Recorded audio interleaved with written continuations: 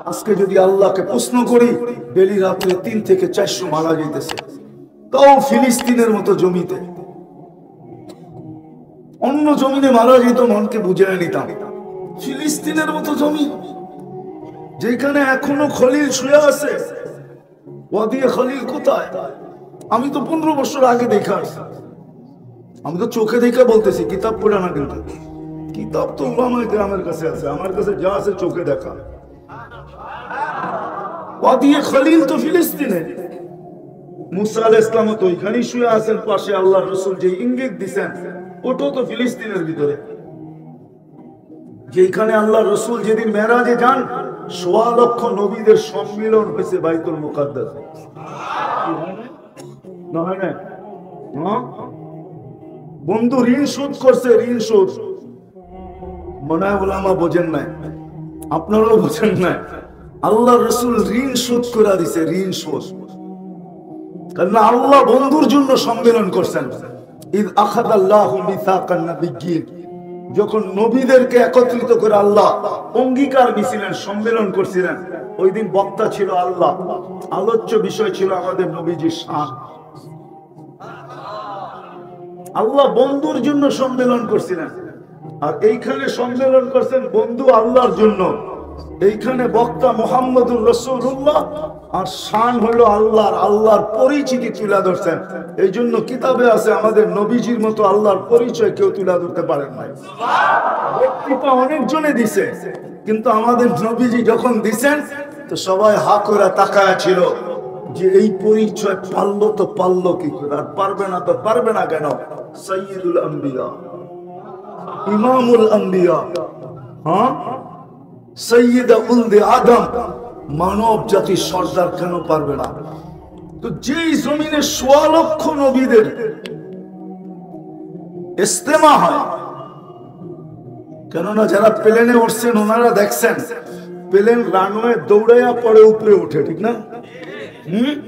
আল্লাহ রসুলের প্লেনের রানওয়ে ছিল মক্কা থেকে বাইতুল মুকাদ্দাস পর্যন্ত। এই রানওয়ে দৌড়াইতে দৌড়াইতে দৌড়াইতে, কেননা প্লেন তো আকাশের নিচে ওড়ে, একটু ছোট জায়গায় দৌড়াইলেই চলে, কিন্তু আল্লাহ রসুল তো আরশ পর্যন্ত পৌঁছবে। এই জন্য রানওয়ে লম্বা হওয়া চাই, নাইলে গতি আসবে তো আসবে কি কইরা। দৌড়াইতে দৌড়াইতে বোরাক বাইতুল মুকাদ্দাসে গিয়ে তারপরে উঠছে প্রথম আকাশ ভেদ কইরা, দ্বিতীয় ভেদ কইরা, তৃতীয় ভেদ কইরা, চতুর্থ ভেদ কইরা, পঞ্চম ষষ্ঠ ভেদ কইরা, সপ্তম ভেদ কইরা, তারপরে যে আরশে যায় পড়ছে। এটা ছিল রানওয়ে। ওই বাইতুল মুকাদ্দাসে, ওই জমি ডেইলি ৩০০-৪০০ মারা যাইতেছে। অন্য জায়গায় নির্যাতিত হলে মনকে বুঝায় দিতাম, কিন্তু ওই জমিন, যে জমিন ৭০ লক্ষ নবীদের জমিন হলো শাম, আর শামের ক্যাপিটাল ছিল বাইতুল মুকাদ্দাস, শামের রাজধানী ছিল বাইতুল মুকাদ্দাস। ১৬ লক্ষ নবীরা যেখানে আসছে, ৪ জন ছাড়া আরব ভূখণ্ডে ৪ নবীর অস্তিত্ব পাওয়া যায়, বাকি সব শামে। আপনি শাম দেখেন না তো কিভাবে বুঝবেন? মিডিয়ায় দেখা কি বোঝা যায়? গুড়া পাও দিয়া করলে বোঝা যায়। আমি গুড়া বলতেছি না, গুড়া বলতেছি না। আজকে কেন নির্যাতিত? ওয়াদা তো ছিল নিরাপত্তার চাদরে রাখবে, ওয়াদা তো ছিল সবার উপরে রাখবে, ওয়াদা তো ছিল ইজ্জতের মালা পড়ায়া রাখবে। আবেদন তো তাই করি ডেলি, ৩২ বার আমরা ডেলি আল্লাহর কাছে আবেদন করি, গায়রিল মাগদুবি আলাইহিম ওয়ালাদ দাল্লিন, হে আল্লাহ আমাদেরকে ইহুদি নাসারার হাত থেকে বাঁচান, ওদের আদর্শ থেকে বাঁচান, ওদের হাত থেকে আমাদেরকে বাঁচান।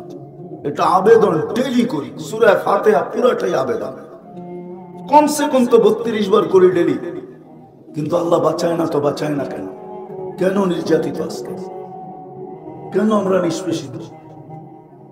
বলবেন দুনিয়া কম, তাইলে দুনিয়াও দেখাই।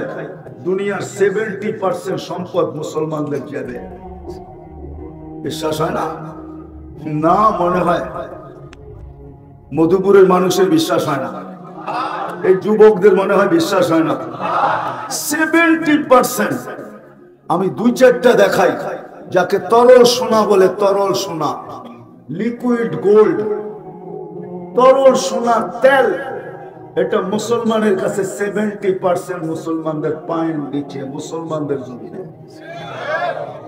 গ্যাস 70% মুসলমানদের কাছে। দুনিয়ার সবচেয়ে বড় টাকা মুসলমানদের কাছে।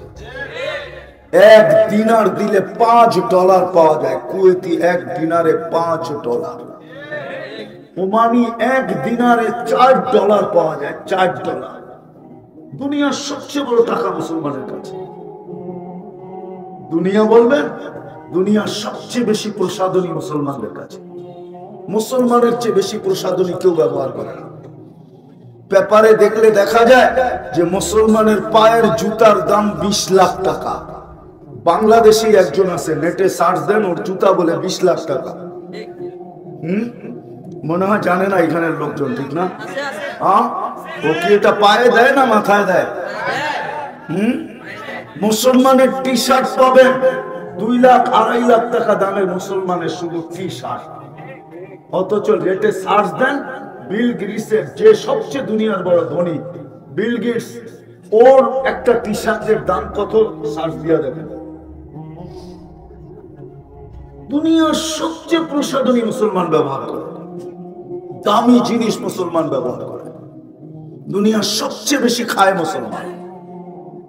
যুবক, তোমাদের পায়ে হাত রেখা বলি, অ্যান্ড্রয়েড সেট তো তোমাদের সাথে আছে, এখনই সার্চ দিয়া দেখো কেএফসি আর ম্যাকডোনা কারা বেশি খায়।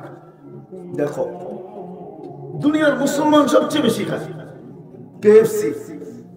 তারপরও নির্যাতিত কেন? কেন নির্যাতিত মুসলমান?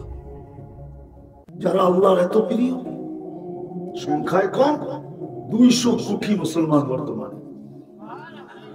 কত? 200 কোটি। 800 কোটি মানুষের ভিতর থেকে 200 কোটি মুসলমান। তারপরও নির্যাতিত কেন? কি কারণে নির্যাতিত? আল্লাহকে তো প্রশ্ন করতে মনে চায়।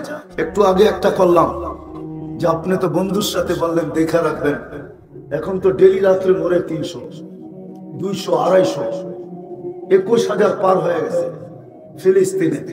আবার ওই জমিন যেটাকে আপনি নিজেই বললেন বরকতময়, আরদুল্লাযী বারাকনা ফি, ওই জমিন যেখানে খলিল শুয়ে আছে, ওই জমিন যেখানে মুহাম্মদুর রাসূলুল্লাহ ইমামতি করে, তাও সাধারণ মানুষদের না, 1.25 লক্ষ নবী রাসূলের ওই জমিনে আপনি দেখা রাখেন নাই। তো রাখেন নাই কেন?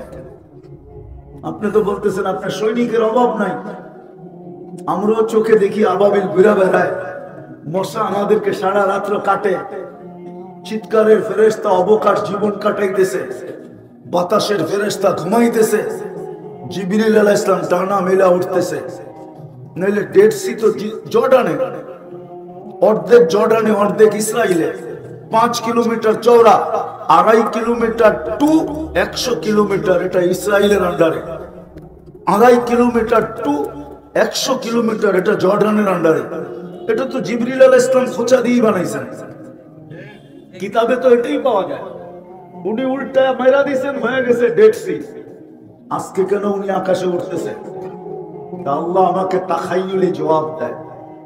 আল্লাহ বলে সব করছিলাম তো বটে, কিন্তু গ্রামের একটা প্রবাদ বাক্য আছে, কয় শখের পিঠা মধ্য থাকে কাঁচা। সব করছিলাম তো বটে, কিন্তু এখন তো সব কাঁচা বাহির হলো। আল্লাহ বলে ওর আবেদন গ্রহণ করি তো করি কি কইরা? ডেলি 5 বার ডাকি, যুবক তোমাদের পায়ে হাত রাখি, নেতা ডাকতে দেরি লঙ্গিরও খবর থাকে না, ঠিক না? বড় ভাই ডাকতে দেরি প্যান্টেরও খবর থাকে না, ঠিক না? তোমাকে যৌবন কে দিল? ছিল তো 1 ফোঁটা পানি, যৌবন কে দিল? মার পেটের চিত্র তো আমি তুলে ধরলাম, তোমাকে সাজাইলো কে? আল্লাহ তো এই জন্য চিৎকার দিয়া বলে, মান আরাদা আন্নী নাদাইতুহু মিন কারিব, আমার থেকে যখন বিমুখ হয় তো আমি কাছের থেকে আয়েশা বলি, কাছের থেকে আয়েশা বলি, মান আরাদা আন্নী নাদাইতুহু মিন কারিব, আমি কাছের থেকে আয়েশা ওকে ডাকতে থাকি, আমি ডাকতে থাকি। কে ডাকে? আমা কুনতা মা আম্মাহিনা, তুই কি নিকৃষ্ট পানির ফোঁটা ছিলি না? ফামান জাআলাকা দামা, তোকে রক্তে রূপান্তরিত কে করলো? ওমান জাআলাকা মুদগা, তোকে রক্তপিণ্ডতে রূপান্তরিত কে করলো? ওমান জাআলাকা ইদামা, তোর কঙ্কালটাকে তৈরি করলো?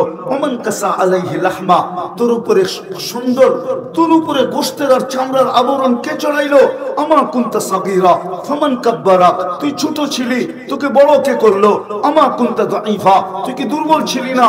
ফামান কাওয়াকা, তোকে শক্তিশালী সুঠামত কে দিল? আমা কুনতা জাহিলা, তুই মার পেটের থেকে কি অজ্ঞ আসিস না? ফামান আল্লামা, তোকে শিক্ষিত কে করলো? আমা কুনতা মিসকিনা, তুই নিশ্চয় কি ছিলি না? ফামান আগনাকা, তোকে স্বয়ং সম্পূর্ণ কে করলো? ও যুবক, একটু ভাবো না, 14 তারিখে তোমার জন্য ফুল নিয়ে দাঁড়ায় থাকে তো দাঁড়ায় থাকে, এই অবস্থায় তোমার কে পৌঁছিল? কি দেখা ফুল নিয়ে দাঁড়ায় থাকে? কি দেখা? আর তুমিও যে ফুল নিয়ে দাঁড়ায় থাকো, কি দেখা? বলো না, রাগ হয়ে গেল? হাত রাখি, রাগ হয়েও না, আমি তোমার হিতাকাঙ্ক্ষী। আমি চাই তুমি চিরদিনের জান্নাত পাও। ফুর্তি বৎসরে একবার না, ডেলি ফুর্তি করো কয়েকবার। আমি এটা চাই। জান্নাতে 100 পুরুষের যৌবন শক্তি দিবে, পাওয়ার ব্যাংকে রাখার জন্য না। 100 পুরুষের যৌবন শক্তি দিবে, পাওয়ার ব্যাংকে রাখার জন্য না। ডেলি 100 বার কাজে লাগাবে, 100 বার। মিয়াতা মাররা, হুজুর করে জিজ্ঞাসা করো, 100 বার ডেলি কাজে লাগাবে। কয়বার?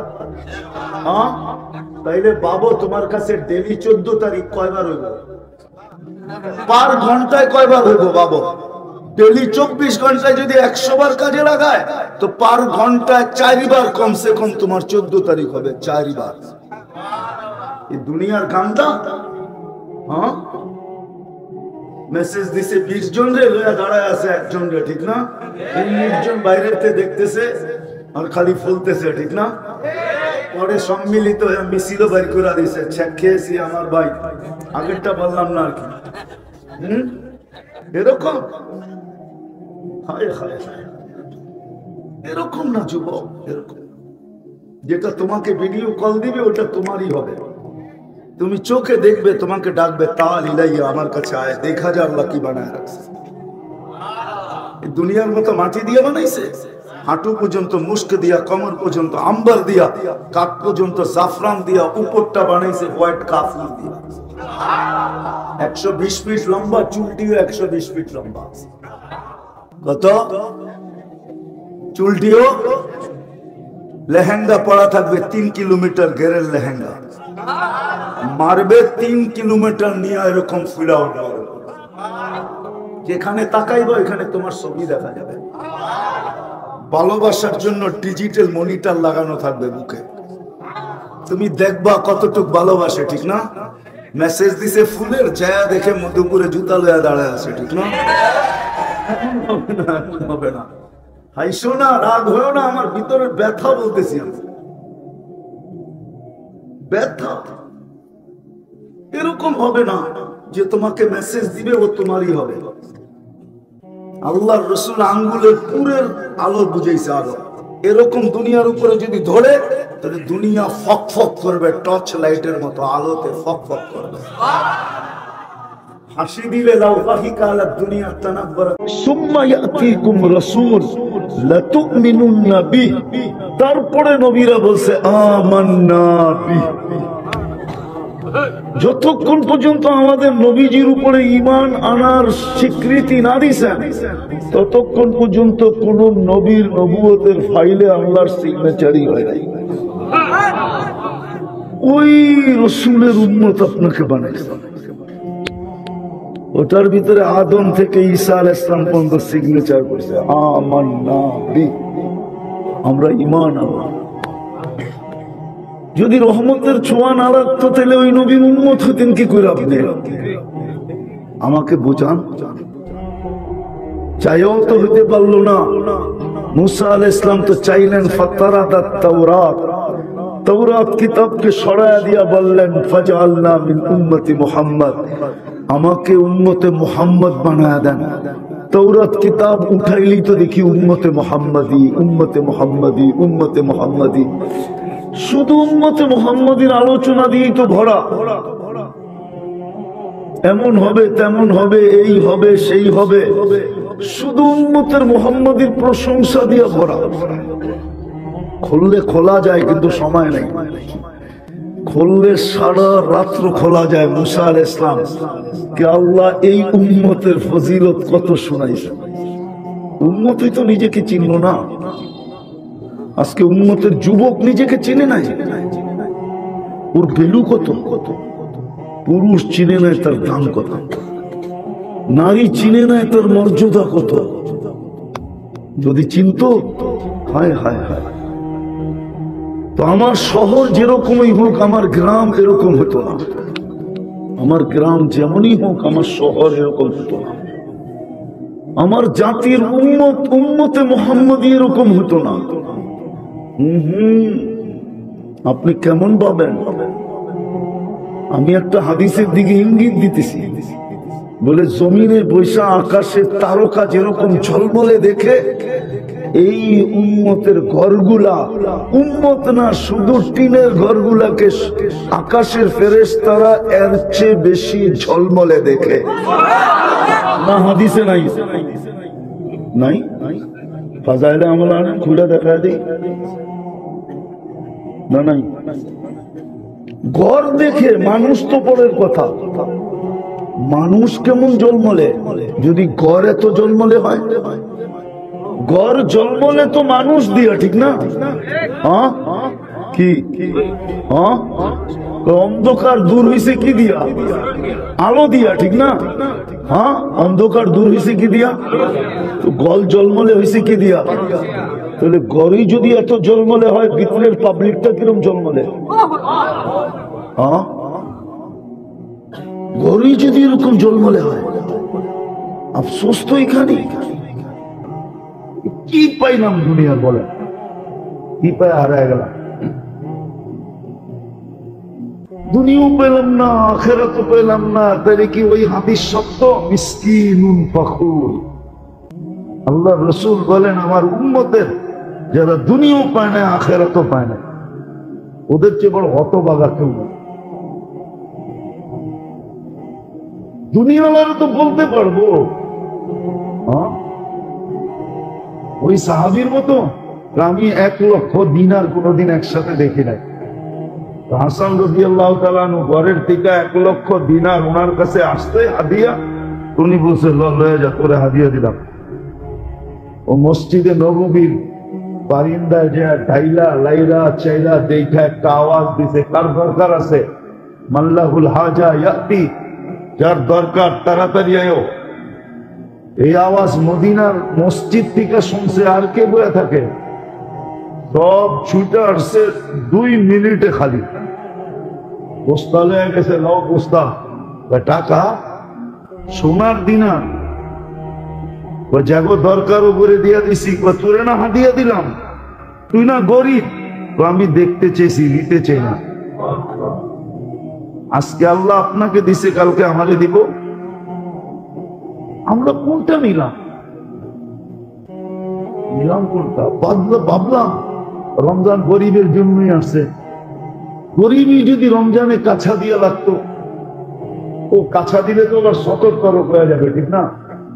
কোমর বান্ধা লাগতো, কোমরে গামছা বান্ধা লাগতো, লাগে তো না। তারাবির নামাজ তো তারাবির নামাজ ছিল না। তারাবির নামাজ ছিল না। আরেকটা হলে তো হুজুরও সইতে পারবে না। আরো একটা ছিল এটার ভিতরে, তারাবির নামাজ শুধু তারাবির নামাজ ছিল না, তারাবির নামাজের ভিতরে কিয়ামুল লাইলও ছিল, আবার তাহাজ্জুদও ছিল। এই জন্যই তো তারাবির পরে বেতের জামাতে পড়া হয়। কেননা বুখারী শরীফে আছে, ইজালু আখিরা সালাতুকুম বিতরা, তোমাদের শেষ নামাজ বেতেরকে বানাও। তারাবির ভিতরে তারাবি ছিল, কিয়ামুল লাইল 8 রাকাত ছিল, 12 রাকাত তাহাজ্জুদ ছিল, সবগুলা যখন কমপ্লিট হয়ে গেছে তো বেতেরটা রেখা করবো তো করবো কি, তো ইমাম সাহেব খুঁজে বেতেরটাও পড়ায় দেন, এই জন্য বেতেরটা পড়ায় দেয়। নাহলে বেতের তো ছিল সবাই শেষের নামাজ, তারাবি তো শুধু তারাবি ছিল না, তারাবি তো শুধু তারাবি ছিল না, ভালো মতে বোঝেন, তারাবি শুধু তারাবি ছিল না, এটা তারাবি ছিল, কিয়ামুল লাইল এর ভিতরে ছিল, আবার তাহাজ্জুদ এর ভিতরে ছিল। এই জন্যই তো কয় সারা রাত্রের নামাজ যখন শেষ, তার বেতেরটা রেখা করবো কি, ওইটা আপনার পিছে পড়া ফেলাই, এই জন্য ইমাম ওইটা পড়ায় দেয়। এটার ভিতরে সব ছিল, এক রাত্রে সব ইবাদত ছিল। এক মাস পড়তেন, 70 মাসের কি হয়ে যেত, তাহাজ্জুদ হয়ে যেত, 70 মাসের কিয়ামুল লাইল হয়ে যেত, এক মাসের তারাবি তো হইতই হইতো না। আপনি বলবেন একটা আবার এতটি হলো কেমনে, ঠিক না? একটা 20 রাকাত আবার এতগুলা হলো কিভাবে, ঠিক না? তো একজনকে দাঁড়া করাইনি তো দেখা যায়, ঠিক না? উনি বাবা, উনি শ্বশুর, উনি আবার ভাই, হ্যাঁ, উনি আবার জামাই, উনি আবার খালু, উনি আবার ফুফা, একজনই তো, ঠিক না? একজন এতটি হলো কেমনে, ঠিক না? কি একজন এতগুলা না, হ্যাঁ, আবার ছেলে, উনি ছেলে।